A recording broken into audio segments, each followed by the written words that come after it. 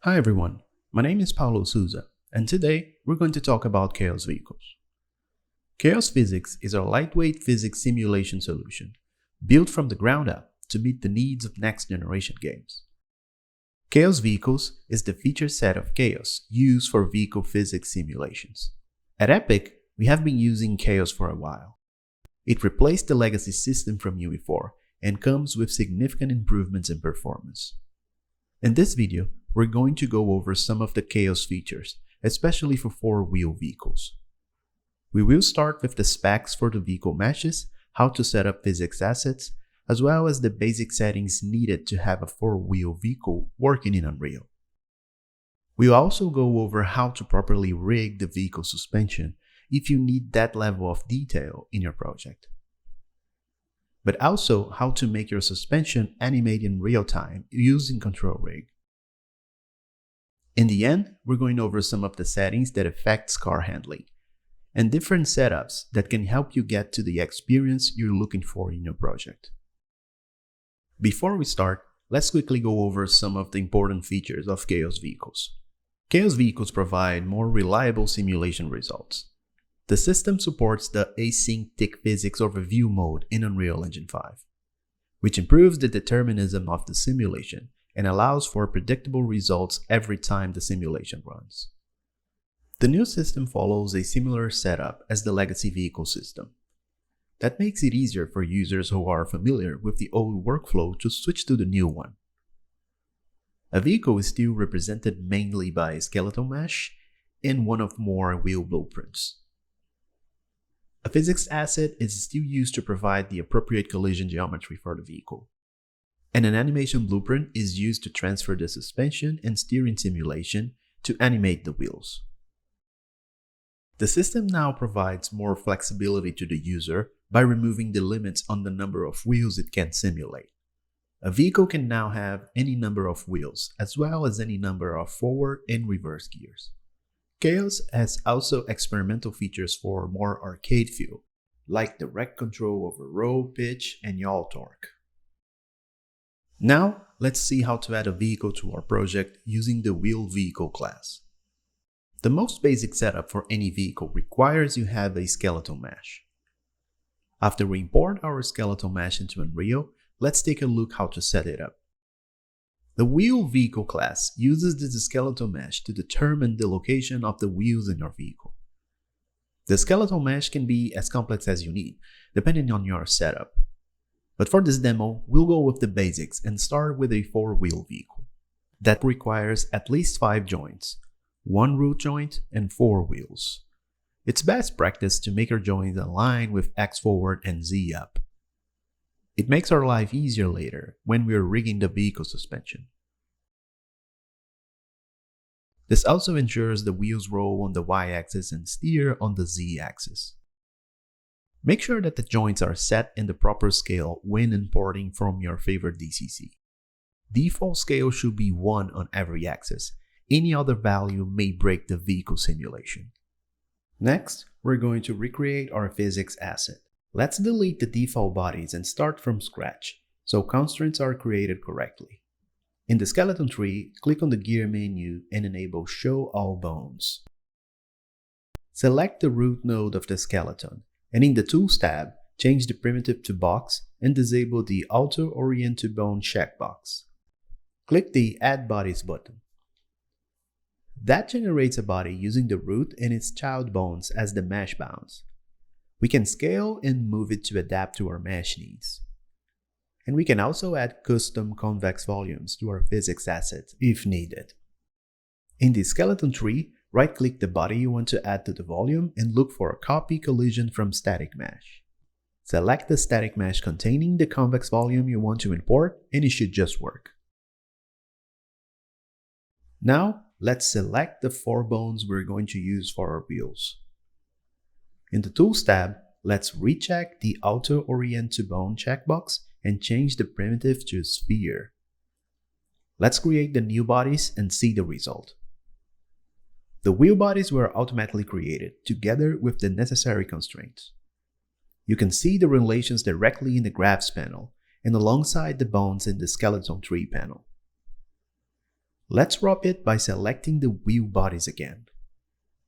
We will change their collision response to disable. These bodies will never actually be used for collision since the wheels use a ray casting for interacting with the world. We're also going to change the physics type to kinematic, so all the wheels affect the vehicle bounce and shadows and culling occur correctly. Let's now create our wheel vehicle. Start by creating a new blueprint based on the native wheel vehicle pawn class. And let's give it a name we like. Then we're going to set the mesh to the one we have imported a few moments ago. And in the next step, we're setting up the wheels. To start, select the vehicle movement component. Then in the details panel, let's add 4 wheels to our wheel setup. For the first wheel, let's create a new wheel class asset and pick a name that represents this is the setup for the front wheels. Then let's go straight to business and change the axle type to front. Right below, we will find the wheel radius and width option. Before we fill that, let's find out the size of our wheel. Let's go back to our main viewport and drag and drop our skeletal mesh into the world. Then press Alt-J to switch to the top view and zoom in one of the wheels. Drag the middle mouse button to use the Unreal Measure tool.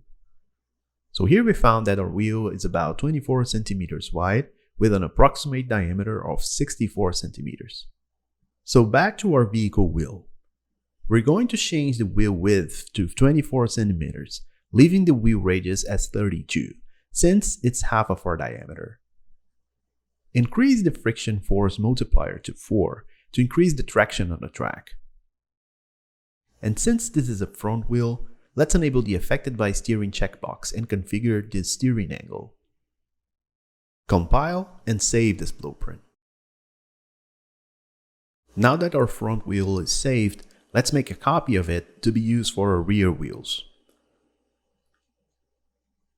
Let's change our axle type to rear and enable the Affected by Engine checkbox so this wheel can be driven. It's also important to prevent this wheel from being affected by the vehicle steering. Then compile and save. Let's get back to the wheel setup and drag and drop the rear wheel config file we have just created into the wheels index 2 and 3. Then we can proceed to configure the actual wheel locations.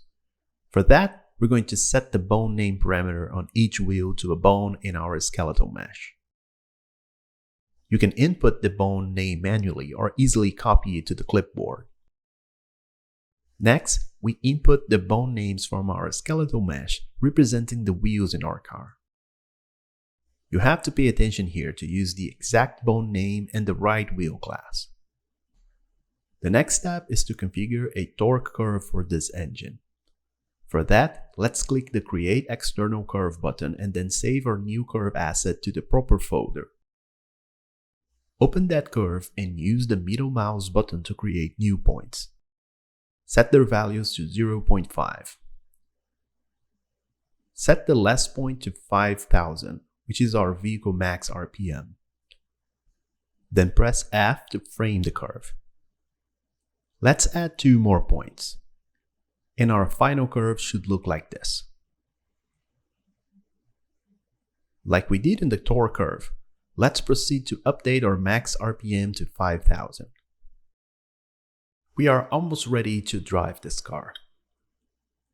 Let's accelerate it using the set throttle input method from the movement component.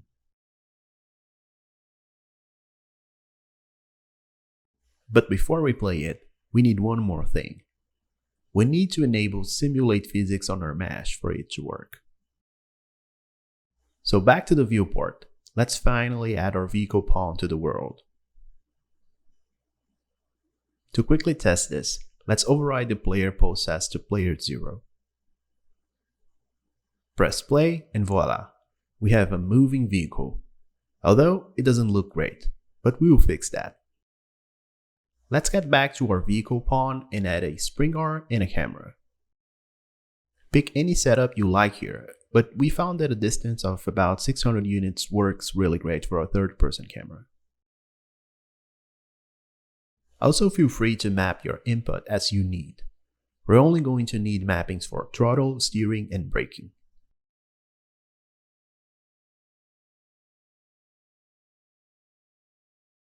And we can move on to assign your inputs to the throttle, steering, and braking methods of the vehicle movement component.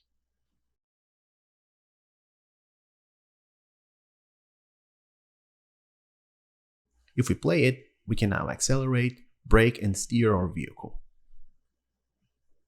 But the wheels are still not properly animated, so let's fix that.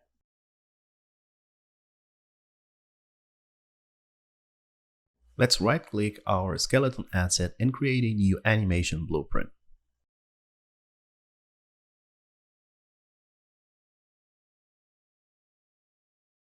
Before we start, we need to change the parent class of this blueprint to a vehicle animation instance. Let's get our mesh current pose, and then transform that pose with the wheel controller node. After that, we can connect all the nodes, compile, and save. We need now to make sure that our newly created animation blueprint is configured as the anim class in our mesh. And then we finally have our first drivable vehicle with animated wheels and all. As you can see, the car mesh wheels is animated properly. And this is all you really need to have a drivable vehicle in Unreal. Next, we're going to work on suspension visuals and finally the car setup.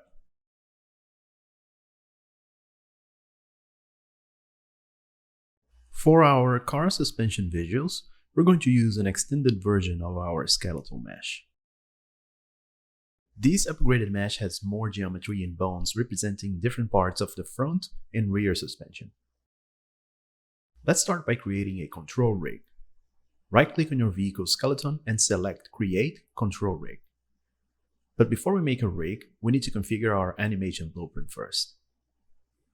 Let's open our animation blueprint and add a control rig node right before the output node. Then we're going to select this node and set its class to the control rig asset we have just created. Remember that we've set up the vehicle movement component and assigned wheels to it. The movement of the wheel bones is updated by this node, and our control rig will read from it. This is why the control rig node is the last one in this graph. Let's go back to control rig and start setting up the wheel hub. Like I said, we're going to copy the bones transformed by the simulation, the ones we configure in our vehicle blueprint. So let's copy the transform of the simulated wheel into the wheel hub bone. Well, it works, but it doesn't look that great. So let's fix that.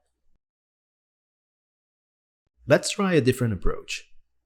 Let's use the parent constraint node to copy the transforms. This node allows us to filter out the axes we don't want to transfer between items in our rig. It also allows us to control the rotation order if you need. Let's compile and save and then play the game. We can now see that it works by copying only the translation and the rotation in the z-axis, which is what we need for our wheel hub. Here, we need a different solution. We want this arm to rotate around an axis and follow the wheel hub position. For that, we're going to use the aim node. Let's choose the bone we want to rotate and also the direction axis we want it to point. The wheel hub is positioned in the negative y direction relative to the bone. So let's set the aim axis to negative y. Now we're going to get our viz wheel bone and set the aim target so we will look at it. We want to use a pole vector for this aim, so let's set its weight to 0.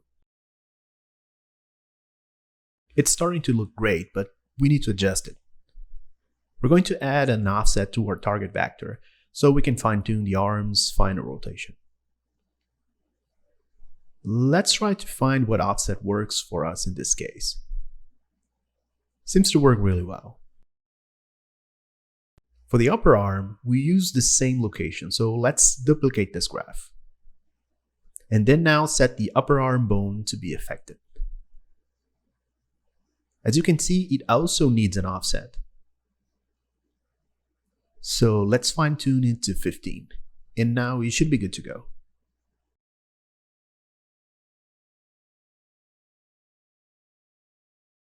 The only missing part of the suspension is the spring and the damper. So let's fix that. This is gonna require your mesh weights to be a perfect gradient to work as a spring. For this, we will dynamically connect the damper end bone to the damper mount. So let's drag the damper end bone and set the translation, and then use the damper mount translation as the input. And now, we have a fully functioning double wishbone suspension setup in our car. Keep in mind that this does not affect the driving of the car at all. In fact, Control Rig is animating the suspension based on the solution from Chaos Vehicles.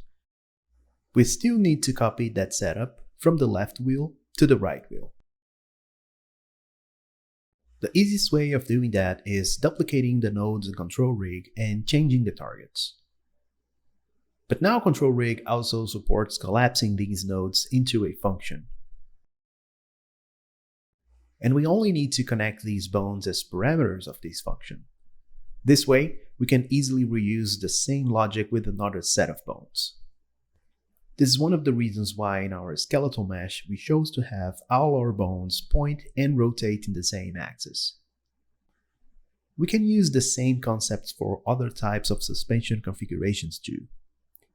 For this kind of hard surface rigging, copying bones, translations, and aiming goes a long way. For this differential, we're copying that translation of the right wheel and pointing to the direction of the other one. And with this, we conclude our rig setup. In the next section, we're going to talk about the vehicle dynamics and some of the settings that can influence handling.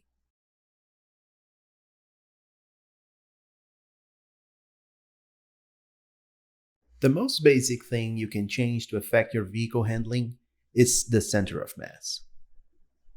You can visualize that in real time using a console command, but more on that later.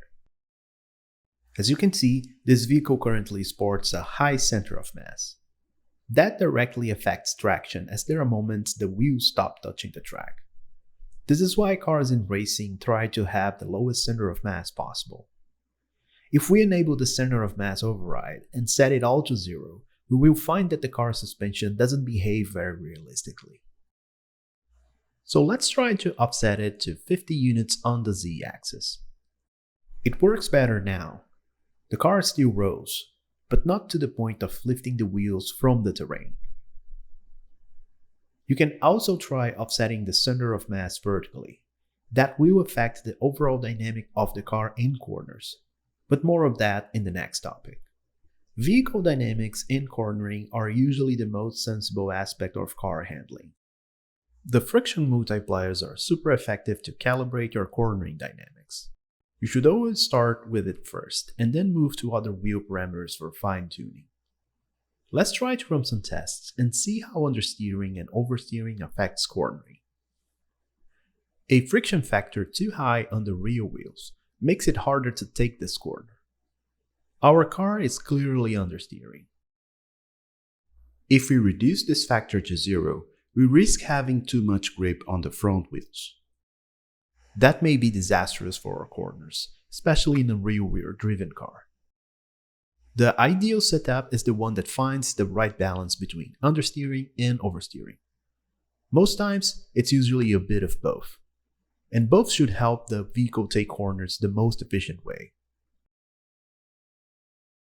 Keep in mind that this is a simplification, as there are many other parameters that affects handling. Differential types, the balance between front and rear brakes, engine torque, and the gear ratios have a big influence in dynamics.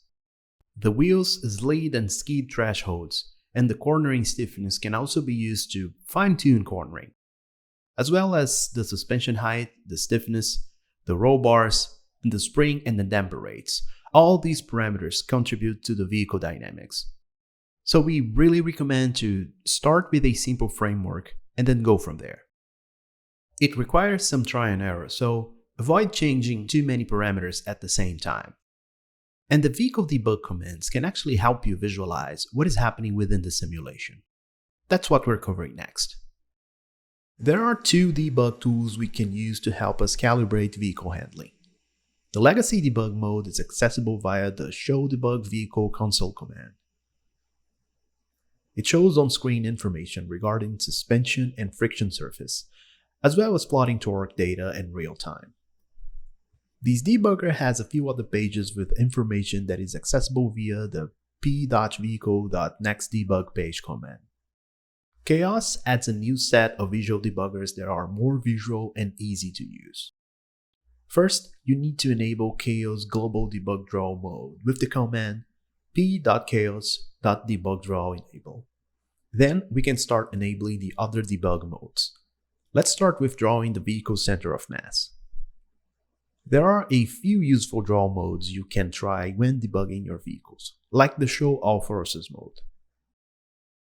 The Wheel Forces draw mode may be the most useful since it draws the wheel's lip angles and direction in real time. It helps a lot when you need to calibrate cornering. There are a few extra modes that help you visualize the suspension balance, as well as the Wheel Traces debug mode. Let's wrap it up with a few tricks that you can use in your projects. Most of the features in the legacy physics system in UE4 still work in UE5. We can still use physical materials to determine the friction of the surfaces, and that allows us to have parts of our level that are slippier than others. With Chaos, it is now possible to create vehicles with any number of wheels, although we may need special settings for it to work. Bikes are a special case that requires some fiddling with the center of mass to work properly. If it's too low, your bike will have the tendency to be unstable. If it's too high, it won't be able to hold itself up. Finding the right value may be tricky since it requires some trial and error. You should also try experimenting with damping to help stabilize the movement of the bike. Like we said before, Chaos allows for vehicles with any number of wheels. But it's also really cool that we can use physics constraints to have vehicles that can tow others. This is a setup that wasn't very stable in the legacy system, but that now works pretty well with UE5. You can also experiment with differential types. Chaos is very competent simulating differences between front-wheel and all-wheel drive vehicles. The system is robust and even allows us to try some interesting ideas, and we hope you try it too. With this, we got to the end of this video. We really hope you enjoyed it and that it helps you with your future projects in Unreal. If you want to continue learning about vehicles in Unreal, don't forget to visit the Epic Dev community at dev.epicgames.com/community. See you there, and thanks for watching.